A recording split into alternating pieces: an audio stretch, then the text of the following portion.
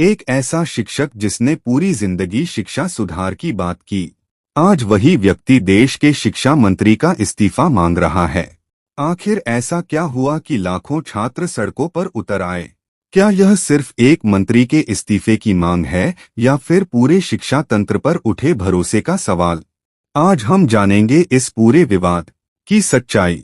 दोस्तों, सोनम वांगचुक केवल पर्यावरण कार्यकर्ता ही नहीं बल्कि शिक्षा सुधार के लिए भी लंबे समय से काम करते रहे हैं। लद्दाख में उन्होंने ऐसे शिक्षा मॉडल विकसित किए जिनकी दुनिया भर में चर्चा हुई। उनका कहना है कि शिक्षा केवल डिग्री नहीं बल्कि भविष्य बनाने का माध्यम है।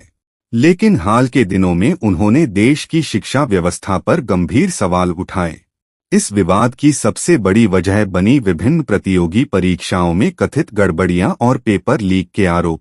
कई छात्रों और संगठनों का आरोप था कि बार बार होने वाली ऐसी घटनाओं से मेहनती छात्रों का भविष्य प्रभावित हो रहा है। इसी पृष्ठभूमि में सोनम वांगचुक ने शिक्षा व्यवस्था में जवाबदेही की मांग की। उन्होंने कहा कि जब इतनी बड़ी संख्या में छात्र प्रभावित हुए हैं, तब केवल जांच काफी नहीं बल्कि जिम्मेदारी तय होनी चाहिए। सोनम वांगचुक और उनके समर्थन में चल रहे आंदोलन की प्रमुख मांगों में से एक थी कि केंद्रीय शिक्षा मंत्री धर्मेंद्र प्रधान नैतिक जिम्मेदारी लेते हुए इस्तीफा दें। यह मांग इस आधार पर रखी गई कि बार बार सामने आई परीक्षा संबंधी अनियमितताओं के लिए राजनीतिक जवाबदेही तय होनी चाहिए। ध्यान देने वाली बात यह है कि यह आंदोलन की मांग है। इसका अर्थ यह नहीं है कि किसी अदालत ने मंत्री को दोषी ठहराया है। सरकार और संबंधित एजेंसियां जांच और सुधार की प्रक्रिया की बात करती रही हैं। इन मांगों को लेकर सोनम वांगचुक ने अनिश्चितकालीन भूख हड़ताल शुरू की। स्वास्थ्य बिगड़ने के बाद उन्हें अस्पताल ले जाया गया, लेकिन आंदोलन जारी रहा। उनके समर्थकों ने कहा कि यह लड़ाई केवल एक व्यक्ति की नहीं बल्कि देश के करोड़ों छात्रों के भविष्य की है।